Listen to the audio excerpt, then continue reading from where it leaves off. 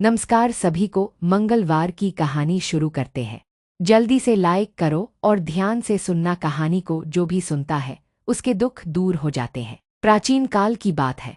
एक नगर में एक ब्राह्मण दंपत्ति रहते थे जो अपनी संतानहीनता से बहुत दुखी थे। वे दोनों हनुमान जी के परम भक्त थे। भक्ति और व्रत। ब्राह्मण हर मंगलवार को वन में जाकर हनुमान जी की पूजा करते थे और पुत्र प्राप्ति की कामना करते थे। उनकी पत्नी भी हनुमान जी की बहुत बड़ भक्त थी और मंगलवार का व्रत रखती थी, जिसमें वह हनुमान जी को भोग लगाकर ही भोजन करती थी। एक बार व्रत के दिन ब्राह्मणी बीमार पड़ गई और न तो भोजन बना पाई और न ही हनुमान जी को भोग लगा सकी। तब उसने यह प्रण लिया कि वह अगले मंगलवार को हनुमान जी को भोग लगाकर ही भोजन ग्रहण करेगी।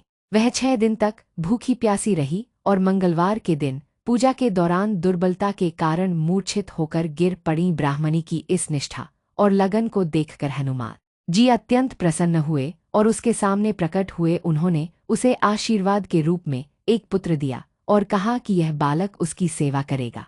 ब्राह्मणी बहुत प्रसन्न हुई और उसने बालक का नाम मंगल रखा। जब ब्राह्मण घर लौटा तो उसने बालक को देखकर पूछा कि यह कौन है। ब्राह्मणी ने बताया कि यह हनुमान जी का वरदान है, लेकिन ब्राह्मण को विश्वास नहीं हुआ। एक दिन जब ब्राह्मणी घर पर नहीं थी तब ब्राह्मण ने मौका देखकर मंगल को कुएं में फेंक दिया। जब ब्राह्मणी घर लौटी और मंगल के बारे में पूछा तो उसी समय मंगल दौड़ता हुआ घर में आ गया। यह देखकर ब्राह्मण बहुत हैरान हुआ। हनुमान जी के दर्शन। उसी रात हनुमान जी ने सपने में आकर ब्राह्मण को बताया कि यह बालक उन्हीं की कृपा से हुआ है और उसने अपनी पत्नी पर शक करके गलती की है।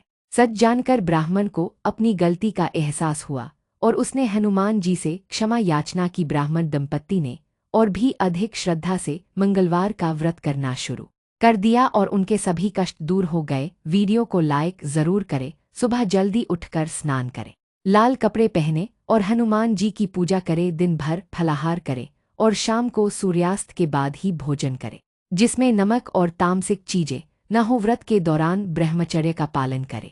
काले और सफेद कपड़े पहनने से बचें और नाखून व बाल न काटें।